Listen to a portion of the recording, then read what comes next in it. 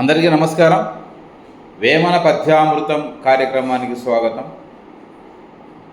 మరొక ఆణిముత్యం లాంటి వేమన పద్యం మీకోసం. మేడి పండు చూడ మేలిమైయుండును, పొట్ట విప్పి చూడ పురుగులుండు, పెరిగి వాని మదిని బింకమీలాగురా, విశ్వదాభిరామ వినురవేమ. మేడి పండును చూసినప్పుడు అది పైకి నిగనిగలాడుతూ కనిపిస్తుంది,